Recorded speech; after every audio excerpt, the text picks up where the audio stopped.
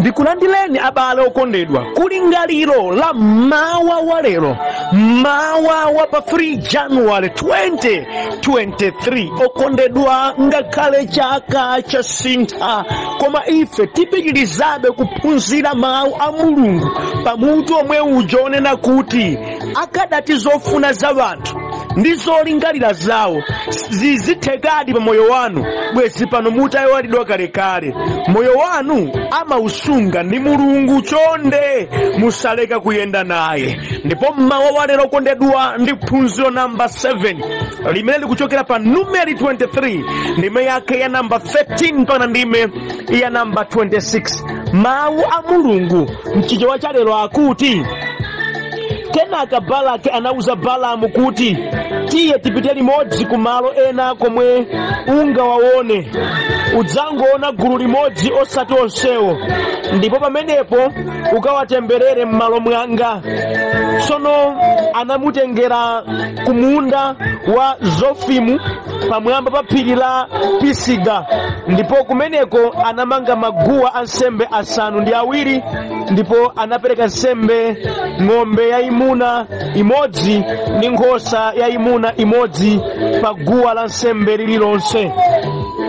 Balamu anamuza Balaki kuti, khalani pano pafupi ndi nsembe yanu pamene ine ndikukumana ndi Mulungu chauko. Yehova anakumana ndi Balamu ndipo anamuyankhula kuti, bwerera kwa Balaki ndipo ukamuuze uthenga uwu. Ndipo anapita kwa iye ndipo anamupeza atayimira pafupi ndi nsembe yake pamodzi ndi akuluakulu a ku Mowabu. Balaki anafunsa Balamu kuti, Yehova wayankhula chiyani? Pamenepo Balamu ananena uthenga wake, nyamuka Balaki ndipo tamvera, undimvere iwe mwana wa Zipori. Mulungu si munthu kuti aname, kapena mwana wa munthu kuti asinthe maganizo ake. Kodi amayankhula koma osachita? Kodi amalonjeza koma osakwaniritsa? Wandilamula kuti ndidalitse, iyeyo wadalitsa ndipo sindingasinthe. Palibe kuwukira kulikonse kumene wakuona mwa Yakobo, sanaone chovuta mu Israeli. Yehova Mulungu wawo ali nawo, mfuwu wa mfumu uli pakati pawo. Mulungu wowatulutsa m'dziko la Igupto ali ndi mphamvu ngati za njati. Palibe matsenga amene angalimbane naye ndi Yakobo, palibe maula amene angalimbane ndi Israeli. Tsopano za Yakobo ndi za Israeli adzanena kuti, onani zimene Mulungu wachita. Taonani, anthu anyamuka ngati mkango waukazi, adzuka okha ngati mkango waumuna umene supuma mpaka utadya nyama imene wagwira ndi kumwa magazi a nyama yogwidwayo. Ndipo Balaki anati kwa Balamu, usawatemberere ndi pang'ono pomwe kapena kuwadalitsa. Balamu anayankha Balaki kuti, kodi sindinakuwuzeni kuti ndiyenera kuchita zimene Yehova wanena? Amen. Okondedwa, mawu a Mulungu amene tawerengawa titsogozedwa ndi kulingalira konena kuti kusapindula kwa anthu ansanje ndi oyipa mtima kwagona pakuti ngakhale atakuda motani sangapangitse kuti Mulungu asinthe maganizo ake pa iwe ayi. Nsanje yawo simachotsa madalitso amene Mulungu wakupatsa. Ameni. Ine ndimati anthu amene amakhala ndi kaduka ndi anzawo ndi anthu opusa. Anthu amene amakhala ndi nsanje chimtima choyipa pa wina ndi anthu achabechabe. Amakhala anthu ongodzivuta, amangodzitayitsa nthawi. N'chifukwa chiyani ndikutere? Okondedwa, munthu wasanje, munthu oyipidwa ndi zimene Mulungu wapatsa anthu ena kapena kuchitira anthu ena, chimene amayiwala nchakuti sangakwanitse kusintha maganizo a Mulungu pa munthuyo. Kupusa kwa anthu wagona pati kodi pamenepo? Tingoyerekeza kuti munthu achita sanje poti mzake wina avala suti. Funso langa, kodi ndangati amavala suti pa tsikulo? Ambiri mbiri nde ukwanitsa kuti uchitira sanje anthu onsewo ayi sizingatheka. Uyu kungomuchitira sanje poti maso ako akumuona, koma ovala masuti ku dziko lapansi pa tsiku limenelo ndi ankhaninkhani. Sungakwanitse kuchita. Number 2, kodi ngati ndi Mulungu amene akunkomera munthuyo mtima, iweyo uli nkuthekera kodi kosintha maganizo a Mulunguyo kuti aleke kunkomera mtima? Ayi. Ndeke uchitira sanje nchiyani? Moti nonse asanje mukundimva pano ndinu anthu ongodzivuta mukudziletsa nthawi chifukwa simungapangitse kuti lingaliro la Mulungu lisinthe pa munthu malingana nkufuna kwanu. Sikuti Mulungu asintha madalitso ake pa munthu poti inu zikuyipirani. Ayi. Sikuti Mulungu asintha maganizo ake pa munthu ati popeza kuti niyo mufuna zidakhala zanu. Ayiso. Chimene mukuchita apa mukungodzitayitsa nthawi malo moti nanunso bwezi mukusakasaka kuti Ambuye akudalitseni potani, inu muli bize kulimbana ndi wanthu zimene nzosatheka, palibe ata chimodzi chimene mupindulepo. Nde Mulungu nthawi zina amachita chikuwawedi amene mukuwachitira sanje ndi amene amadalitsa kwambiri zedi. Iwe nkumakhala chimodzimodzi kuti zizikupwerekezeni zedi. Okondedwa phunzirani chimene Ambuye wasankha achilemekezeni, ndi chifukwa simulibe kuthekera kochiyimitsa. Ayi. Iye amene amakonda Mulungu amafunira nayenso adzikondwera ndi ziganizo zimene Mulungu akuchita pa anthu ena. Amen. Okondedwa, munthu amene savomereza za mdalitso wa mnzake amakhala mu ukapolo waukulu zedi, ndipo amazunzika mu mtima akamaona zimene Mulungu akuchitira anthu enawo. Moyo wasanje umangokupangitsa munthuwe ulowe mu ukapolo udzizunzika. Taonani, ngati iwe sukufuna kuti Mulungu achitire chinthu ichi uyo, nde Yehova wasankha kuti ndimchitirabe, nde kuti Yehova azipitiriza mamudalitsa munthuyo. Pamene Mulungu akuonjeza giya yakumudalitsa, pamene iweyo ukwera BP mu mtima mwako kumangovutika. Moti ndikuyankhula ndi wena pano amene adadziwetsa mu ukapolo wawo wopanda pake chifukwa cha mtima wasanje ndi wena. Pakamwa pawo pamakamba zonyoza za wena, osati kuti anthu adalakwiratu ayi, koma iwowo ali ndi mtima wa majelasi. Ndimvani mudadziwetsa mu ukapolo kaino moti muzikhala womasekerera mmene moyo ukuyendera, mumakwiyakwiya chinkhope kumaphwanyaphwanya chinkhope chifunire kuti ati popeza Mulungu akudalitsa anthu ena. Zikuyambitsani ufirika zimenezi, zikuyambitsani ufiri, zidakulotsani mu ukapolo kukanika kucheza ndi anthu ena otadala kuthandizani kamba kuti inuyo muli ndi mtima wasanje. Kukanika ukondedwa kukhala bwino ndi anzanu ati popeza muli ndi mtima wasanje. Zikungokuzunzani, palibe ata chimodzi chimene mukupindulapo. Ayi. Nde Mulungu amadalitsa enawobe kuti iwe wasanjewe chizikutsobola. Langizo langa nali okondedwa mmawa wa lero, lekani sanje mupeza mtendere. Matenda wena amene wena akudwalawa, yankho lake sikupemphererani. Ayi. Yankho lake ndi kuti muleke sanje mtendere mupeza, BP itsika. Zinazi zimene muona ngati kuti mukungokhumudwazi, ayi, yankho lake lekani sanje ndi anzanu, mtendere wa mu mtima upezeka. Ingozita yande kuti Ambuye amadalitsawo, inenso zanga za madalitso zilipo, zikomo yawe temupeza mde simusaukanso. Ayi. Pakamwa panu padzambo kambako zabwino za anthu ena. Ameni. Mawu a Mulungu amatawerengawa balokondedwa ndi nkhakamira za Balaki kufunitsitsa kuti ana a Israeli atembereredwe, ati Mulungu awachokere. Ndi chionetsero cha mtima woyipa osakondwera ndi ziganizo za Mulungu zabwino zochitira anthu ena, mpaka ndikukakamiza Balamu kuti atemberera amenewa. Sikuti uwona ungoona kochipa amene ndi uwatemberera, amene uwatemberera. Zisinthike zimene Mulungu adanena pa iwowa. Akundiopsa ine. Asafike kuti Mulungu akwaniritse malingaliro ake kuyiwala kuti ndi Mulungu yemwe amene wadachotsa kwa Igupto nawo wamenyera nkhondo zambiri, kodi angalephere kuateteza kuzoterezi? Ayi. Okondedwa, sadawaone bwino nawafunira zoyipa. Ndikambera nabala okondedwa alipo wena amene ngakhale inuyo mulungu wakuchotsani kutali, mulungu wakukomerani mtima, wakulowetsanso mchaka chino cha 2023 wena sakumva bwino kulingalira kwawo akuti bwanji moyo wa awa utathera pa njira, bwanji banja lawo litathera pa njira, bwanji ntchito yawo itathera pa njira. Ndezokhumba za mtima wawo ndipo ali bize kuyesetsa kuti moyo wanu usakumane ndi dalitso la Yehova. Ramvani akungotaya nthawi poti chimene mulungu wanena palibe angasintha. Adayesera Balaki zidamkanika.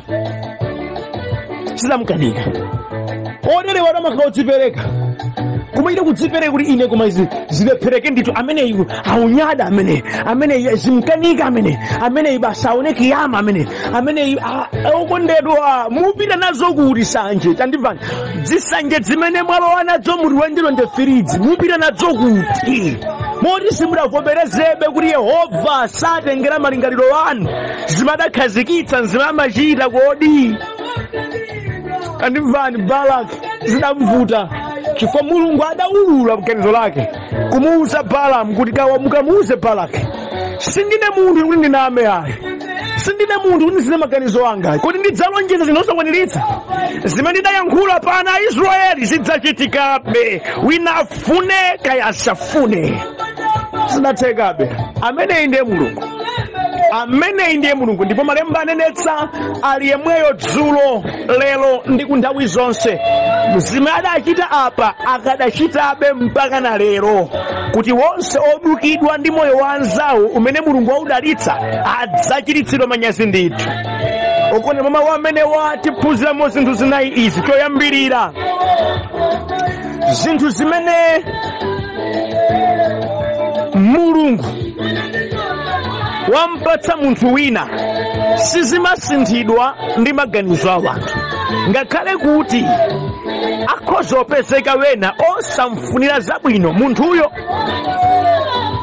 Zinthu zimene mulungu wakonza kuti izi zindipatsa awa sizingasinthidwe ndi maganizo a wanthu.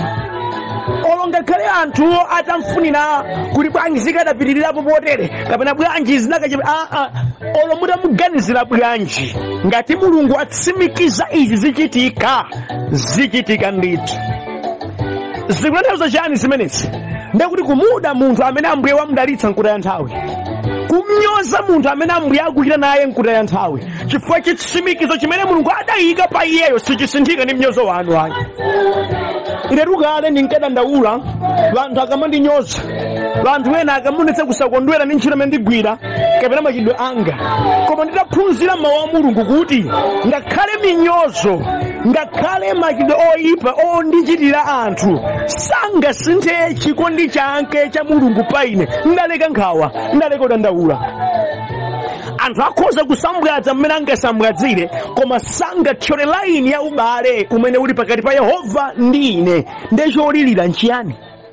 Ndikuyankhula ndi wena pano amene ali bize kumadandaula chifukwa kuti mwina alandira message yowanyoza munthu wina, ali bize kumadandaula poti pakati kagulu kena kake kamene kisikawafunira zabwino kawakambakamba awanamizira nkhani ina yake moti azikondwera loja yake tsopano ali khumate ali vuvumate ngati nkhuku yogwa m'madzi. Ayi, musaukiranji asanje adzapezeka ku dziko lapansi koma monga Balaki sadzakwanitsa kusintha chimene mulungu adakhazikitsa moyo wako. Ngati Yehova akukudalitsani adzakudalitsambeni ngakhale pakatikati pa wanthu osafuna kuti mudalitsike. Amen. Lekani kudandaula. Anthu ali ndi pakamwa alekeni ayankhule, anthu ali ndi mitu alekeni aganize, koma si zonse zimene aganiza kuti nzoona ayi, si zonse zimene angakambe zachilungamo ayi, ndipo zimakhala zopanda ntchito pamaso panu. Tezina mukamamva mazizaya zopanda pake chifukwa chitsimikizo cha Ambuye sichimasunthika ndi maupo limene anthu akupanga. Ayi, ganizo la Yehova ndi ganizo lake basi. Amen. Tandimvani, kodi sanje imamba bwanji? Zinthu zimene umamuganizira mzako nthawi zambiri ndi zimene zimadzala mbewu ya sanje ndi udani mkati mwako. mulingalira mzako kuti uyuyu ndiye kuti mmene wachitiramu ndiye kuti iyeyo ndiye kuti autere ndiye kuti iyeyo azereremu ndiye kuti zitere zomangomuganizira mzako nthawi zambiri ndi zimene zimapyera mbewu ya nsanje ndi udani. Zinthu sizoona hayi, sadakambe munthuyo hayi, sadachite hayi, ukungoganiza wekha wa iwe ngasinanga chiwanda chasingicho chili ndi iwe ndiye chimene chimakupatsa malingaliro amenewo. Zozimachitika moti wena panopa ngopanikizika za malingaliro awo eni omulingalira mzawo amene munthuyo sadachite saganiza konso zimene iwo akuganiza. Nthawi zinanso zimanenga kuti wamva za chimene mulungu wachita kwa munthu wina kapena zimene munthu wina wachita pena pake basi iwe nkumagezera okhe mmene sateremu ndiye kuti iye azichita motere. Anakuwuza kuti azitero, anakuwuza kuti azitero. Ndimene Balaki amasaukira popeza na Israeli umene abwereramu iye abwera moopsa ndiye kuti zitere apa ndiye kuti atiwononga potere ndiye kuti zitere. Anatero mpaka nadukhala pisa amene atemberere amene basi atemberere basi kuti asafikira papa ndiye asathe kuti atere. Zikutsobolani bwanji zimalingaliro zoyipa zolingalira anzanu. Tandimvani pakumva zimene mzako akuchita kapena zimene mulungu akumuchitira mzako basi anthu ena amayamba okha kumapanga ma conclusion ndiye kuti mmene zateremu ndiye kuti basi zitere ndiye kuti izizi ndiye kuti basi zimuyambitsa kuti uyuyu achite motere basi akamboganiza zimene zizi ndiye kuti alakwa adzingomukambira mzawoyo zoyipa azingofuna kuti azingomutemberera mpaka nomangomunyoza mpaka nokumamuyipitsira dzina lake basi zambiri zoyipa. Mufufuso okondedwa mbiri zambiri zimatikumva masiku ano zokhuta ndi anthu ena akuluakulu ndi zabodza zidangochokera m'maganizo mwa anthu kamba ka mtima wasanje ndi oyipa basi. Koma chisankho cha Yehova sichimagwedezeka ndi maganizo asanje otere ayi. Sanje ya Balaki sidagwedeze Yehova kuti mpaka nalolere kuti ana wake a Israeli atembereredwe sidatheke. Chimodzi ndi inunso okondedwa ngakhala ngapezeka kuchitani nsanje ngakhala ngapezeka kunyozani ngakhala ngapezeka ufuneza bwino moyo wanu sizingamugwedeza Ambuye zimenezo chifukwa iye ali nanu limodzi. Inu mukadali m'mapulani a Ambuye kupezeka kwanu ndi moyo ndi chisankho cha Mulungu ndiye singathyoledwe ndi munthu wina wodwala chifine zosatheka. Yehova ali nanu adzakhala nanu mpaka na adzanene iye kuti mwana wanga mmene ndakulengera ku dziko ndidafuna kuti uchokere apa kazibwera. Akadzanena iyeyo kuti zibwera ndiye mudzapitadi koma maganizo a anthu sangawalola achitike. Ameni. Chachiwiri ndi chokondedwa pamene Mulungu ali ndi mapulani ake pa anthu ake, mapulani abwino, mapulani othandiza, dziwani kuti salepheranso ena ofuna kuti mapulani a Mulunguwo awalepheretse. Pamene Mulungu ali ndi vision ya mphamvu pa inu, ali nzolakalaka zake pa inu, ndipo akamakuchitirani zinthu amakuchitirani kuti akwanitse masomphenya ake pa moyo wanu. Pamene izi zili mu laini yotere salephera wenanso amaganizo ngati Balaki ofuna atalepheretsa zimene Mulungu wayika. Tsono nifunso langa lakuti kodi angapezeke munthu amene angalepheretse pulani ya Yehova? Zili ngati kuti kodi angapezeke munthu amene akhoza kuyimitsa treni ili paliwiro kuyimitsa ndi manja? Zosatheka. Ndengati zizi sizingatheke kuti bwanji Yehova. Okutidwa chondikondweretsa nchakuti inuyo muli mu pulani ya Mulungu. Ngati ndi pulani ya Mulungu singayimitsidwe ndi munthu wina aliyense ayi. Ngakhaletu munthu yatafuna kuti ayimitse zimalephereka. Kaya atakusa njira ya mtundu wanji, kaya ndi bwana munthuyo, kaya ndi waulamuliro munthuyo, kaya ndi ndi ndani munthuyo, kaya amapatsidwa ulemu, kaya ndi mfumu, ndikuwuzani sangayimitse pulani ya Yehova yopangidwa kwa munthu zosatheka.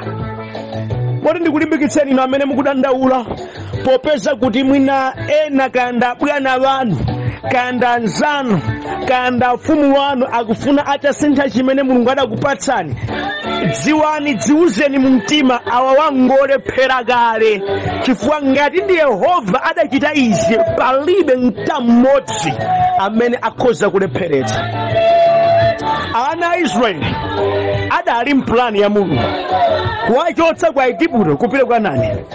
Plani ya Mulungu yati awawa akalowa mdziko la malonjezano odalitsika osatotembereredwa. Nde plani imeneyi palibe amene adakayimitsa ngakhale Balaki. Ngakhale adapezeka Balaki koma zidamukanika. Na uthenga wanga nawo okondedwa, ngakhale atapezeka wanthu ofuna kuyimitsa, ofuna kutembererani, ofuna kusokoneza za plani ya Mulungu moyo wanu, ziuzeni amene wangolephera. Kupezeka kwawo nkudzangotayitsa nthawi, kupezeka kwawo nkudzangodzivuta, kupezeka kwawo nkudzangokolosola manyazi ali khale, chifukwa palibe amene akhoza kukwanitsa kuyimitsa plani ya Yehova pa ana ake.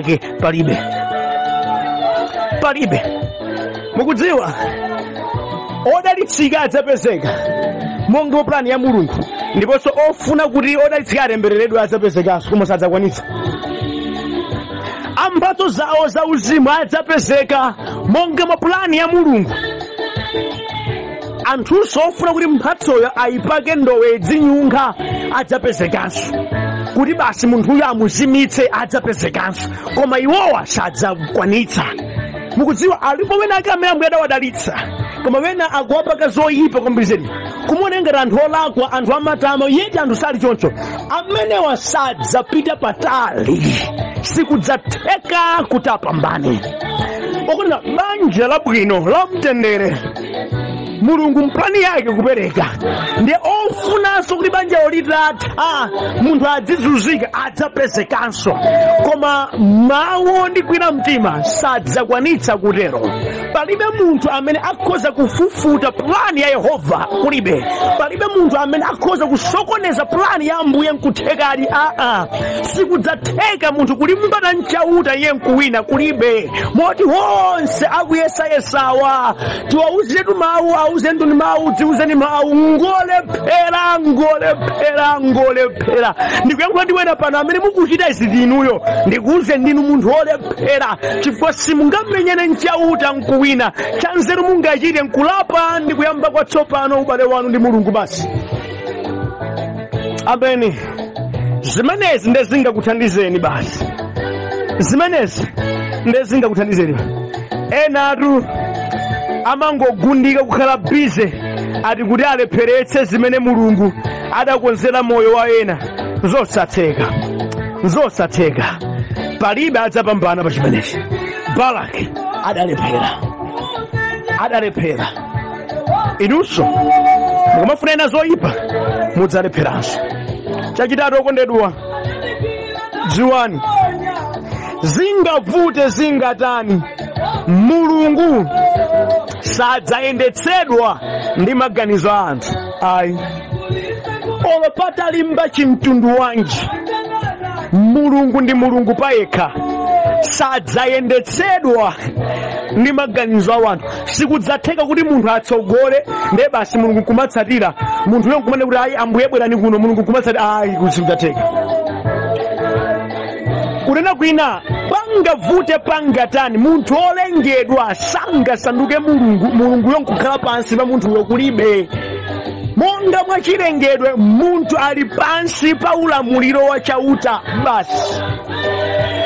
Kudziwa kwa izi okondedwa kulipangitse kulimbika mtima, kuti popeza Mulungu sayendetsedwa ndi maganizo a anthu, ndekuti zimene anthu aganiza kamene kuyankhula si fainolo.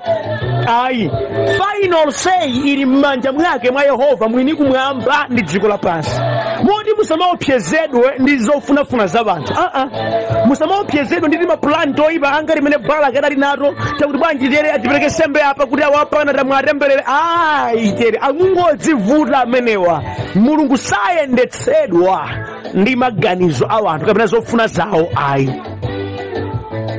Adakati Mulungu amendera maganizo a anthu, bwezi luchita nkhawa ndi wonse otida, bwezi luchita nkhawa ndi wonse ansanje, bwezi luchita nkhawa ndi wonse osalifuna zabwino, bwezi luchita nkhawa ndi wonse otinyoza. Kupoti Mulungu amayendera zake ngati Mulungu, ndipo kuweruza kwake satengera mphekesera za anthu ndi kuganiza kwawo. Tili sefu kwabwino kaya mubale wabwino ndi iyeyo, chifukwa yadzikira ndi ana wake monga mmene awadziwira, ngakhale wena atawanyoza.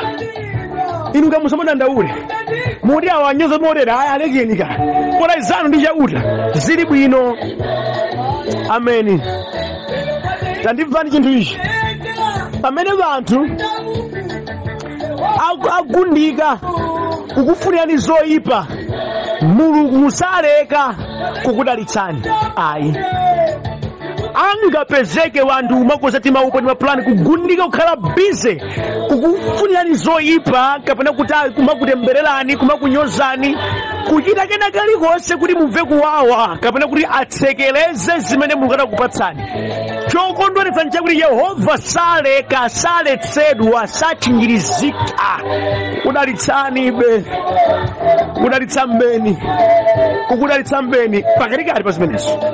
Mutakumbukirani izo okondedwa kuti iye si munthu kuti akaname. Ayi, onena yekha akuti si munthu kuti akaname. Ayi, ngati adanena kuti adzayenda ndi ana wake adzayenda nanu, ngati adanena kuti adzakudalitsani poti Mulungu amkhulupirira adzakudalitsani, ndipo izi sizingasinthidwe ndi wina aliyense. Ayi, ndipo iye si munthu kuti azingosintha maganizo ake.